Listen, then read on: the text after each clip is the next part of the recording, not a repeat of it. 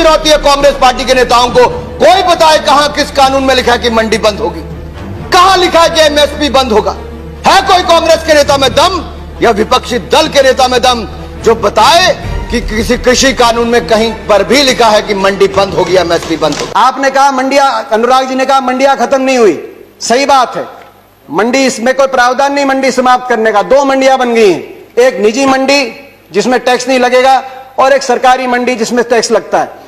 2 मंडी, एक देश एक विधान, एक देश एक संविधान, एक देश एक निशान, एक देश एक चुनाव, एक देश एक मार्केट। तो एक देश 2 मंडियां क्यों? किसान ही क्यों मिला आपको?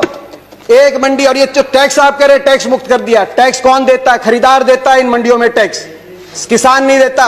पंजाब में 6.5%, हरियाणा में 4% और सरकार को देता है। हरियाणा पंजाब का ग्रामीण इंफ्रास्ट्रक्चर अच्छा क्यों है? हर गांव में अच्छी सड़कें क्यों हैं? क्योंकि ये जो टैक्स जाता है ग्रामीण इंफ्रास्ट्रक्चर और इन मंडियों के और किसानों के विकास के लिए इस टैक्स का इस्तेमाल होता है। इसीलिए आज पंजाब हरियाणा सबसे आगे। एमएसपी है, एमएसपी था, एमएसपी रहेगा। प्रधानमंत्री जी ने कहा एमएसपी थी, है और रहेगी। ठाकुर जी ने भी कहा कि कोई है किसमें दम जो बताए कि एमएसपी चली जाएगी।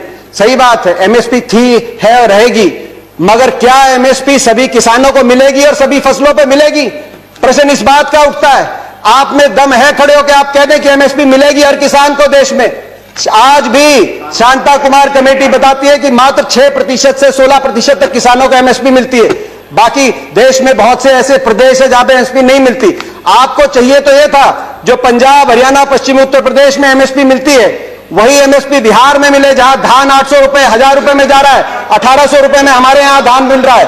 आपको चाहिए था कि इसको वहां पे लेके जाएं, मगर आप वहां के किसान को की परिस्थिति हमारे यहां की करने की बजाय हरियाणा पंजाब के किसान की परिस्थिति उस तरह की करने की तरफ लेके जाए। इस देश में माननीय अध्यक्ष जी, दहेज का कानून, दहेज के खिलाफ कानून बने, ये इस देश में कभी किसी ने मांग नहीं की थी, फिर भी देश की प्रगति के लिए कानून बना था। माननीय अध्यक्ष जी, ट्रिपल तलाक, इसके खिलाफ कानून बने, ये किसी ने मांग नहीं की थी, लेकिन प्रगतिशील समाज के लिए आवश्यक है, इसलिए कानून हमने बनाए हैं। हमारे यहां बाल विवाह पर रोक, किसी ने मांग नहीं की थी कानून बनाओ, फिर भी कानून बने थे, क्योंकि प्रगतिशील समाज के लिए आवश्यक होता है। कहा गया कि बिन मांगे दिया गया, और बिन मांगे बहुत से कानून दिए गए थे। बाल कानून बिन मांगे दिया गया था, दहेज कानून, ट्रिपल तलाक बिन मांगे, कई बार अच्छे कानून बिन मांगे भी दिए जाते हैं। फर्क है उनमें और इसमें फर्क है। उनमें जिस वर्ग के लिए दिया गया वो वर्ग संघर्ष और आंदोलन के रास्ते पे नहीं आया। बाल कानून लागू हुआ तो दिल्ली को बच्चों ने नहीं घेरा बाल कानून वापस लिया जाए। दहेज का कानून आया तो महिलाएं धरने पे नहीं बैठी कि हमें दहेज देना है, मगर यहां जिस वर्ग के लिए आपने दिया वो वर्ग आज आपके दरवाजे पे आया, दिल्ली के आसपास लाखों की तादाद में बैठा है। हरियाणा सरकार का कॉन्ट्रैक्ट फार्मिंग एक्ट उठाइए, और वो तो हुड्डा जी के समय पारित हुआ था। हरियाणा के अंदर 2007 में हमने कॉन्ट्रैक्ट अमेंडमेंट लाए एपीएमसी के अंदर, निजी अलाउ किया निजी कंपनियों को, मगर साथ में कानून लिख दिया कि अगर कॉन्ट्रैक्ट एमएसपी से नीचे किया जाएगा तो गैर कानूनी होगा और कानूनी कार्रवाई होगी जो लोग इस तरह का कॉन्ट्रैक्ट करते हैं। आप कह रहे हैं ज्यादा मिलेगी तो आप कर दीजिए, ये कानूनी प्रावधान देने का आप काम करें। प्राइवेट की बात करें कि आप प्राइवेट का खिलाफत कर रहे हैं, प्राइवेट की खिलाफत नहीं कर रहे। प्राइवेट आए, मगर मंडी के अंदर आने से किसने रोका प्राइवेट को? प्राइवेट मंडी के अंदर आए और एमएसपी से ज्यादा में खरीदे। कह रहे हैं बाहर भाव ज्यादा मिलेगा, विकल्प होगा, बाहर ज्यादा मिलेगा, बाहर ज्यादा भाव मिलेगा प्राइवेट में। तो आपको यह कानून बनाने में क्यों आपत्ति है कि अगर एमएसपी से कम का कोई कॉन्ट्रैक्ट होगा तो वो कानूनी बाध्य, उस पर बाध्य होगा। कान खोलकर सुन लो, ये हुड्डा कमेटी की रिपोर्ट के कारण आए। आपने कहा कि एक शरद पवार जी ने चिट्ठी लिखी थी, आपने कहा कि मुख्यमंत्रियों का समय हुड्डा कमेटी ने भी इसकी सिफारिश करी थी कि एपीएम सुधार हो, एपीएमसी एक्ट के अंदर बदलाव हो। मैं बताना चाहता हूं कि हुड्डा कमेटी ने, जिस कमेटी में प्रकाश सिंह बादल जी, ममता बनर्जी जी और नीतीश कुमार जी भी सदस्य थे, उस कमेटी ने क्या सुझाव दिया था इस पे? उन्होंने कहा था कि एपीएमसी में सुधार हो, मगर एपीएमसी का विस्तार हो। सबसे पहले मंडी, जिस प्रकार से हरियाणा में हर 10 किलोमीटर में मंडी हमने स्थापित करी थी अपनी सरकार में, पूरे देश के अंदर हर 10 किलोमीटर में मंडी बने। दूसरा, प्राइवेट अगर आए तो मंडियों के अंदर आए, एमएसपी से ज्यादा पे खरीदें, एमएसपी से कम पे खरीदते हैं तो कानूनी कार्रवाई हो, वो ऐसी खरीदारी अलाउ ना हो। तीसरा, एमएसपी की कैलकुलेशन C2 के आधार पे हो, A2 कॉस्ट नहीं, C2 खर्चे के आधार पे एमएसपी कास्ट हो, जो आज किसानों की सबसे बड़ी मांग है।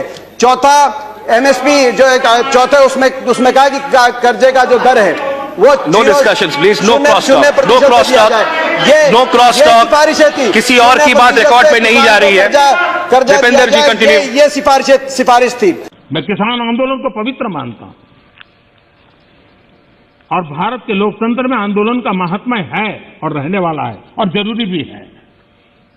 लेकिन जब आंदोलनजीवी पवित्र आंदोलन को अपने लाभ के लिए बर्बाद करने के लिए निकलते हैं तब क्या होता है?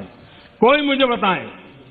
3 किसान कानून की बात हो और दंगाबाज लोग जो जेल में हैं, जो संप्रदायवादी लोग जो जेल में हैं, जो आतंकवादी लोग जेल में हैं, जो नक्सलवादी जेल में हैं, उनकी फोटो लेकर के उनकी मुक्ति की मांग करना, ये किसानों के आंदोलन को अपवित्र करने का प्रयास है कि नहीं? प्रधानमंत्री जी ने एक और बात की कि इस आंदोलन में कुछ पवित्र लोग हैं और कुछ अपवित्र लोग हैं। प्रधानमंत्री जी की बात हम मान लेते हैं, कम से कम आप पवित्र लोगों की बात मान लीजिए। आंदोलन में जो पवित्र लोग हैं, अगर आंदोलनकारी पवित्र हैं, पवित्र भावना से अपने हक के लिए बैठे हैं, आप उनकी बात मांग लीजिए और इसकी शुरुआत आप दो कदम उठा के उसकी शुरुआत करिए। आप तुरंत, मैं मांग करता हूं, बातचीत के दरवाजे, क्योंकि आप भागे थे 11वें राउंड में बातचीत से, 12वीं बातचीत के दरवाजे खोलें। आपकी प्रजा है, अपनी प्रजा की बात मानने से आप छोटे नहीं होंगे, अपनी प्रजा की बात मानने से आपकी हार नहीं होगी। बातचीत के दरवाजे खोलते हुए। और दूसरा, जो 200 लोगों ने, 200 से ज्यादा किसानों ने अपनी जान कुर्बान करी है, उनके परिवारों के लिए आपके लिए सहानुभूति का एक शब्द नहीं निकला। कम से कम उनके परिवारों की मदद के लिए एक पैकेज की घोषणा करके विश्वास बनेगा। हम विश्वास बनाने वाले लोग हैं, विश्वास बनेगा। मैं हाथ जोड़ के आपसे प्रार्थना करता हूं, आपकी प्रजा, आपके लोग हैं, इनकी बात मानिए। आपका बहुत बहुत धन्यवाद। जय हिंद, जय जवान, जय किसान।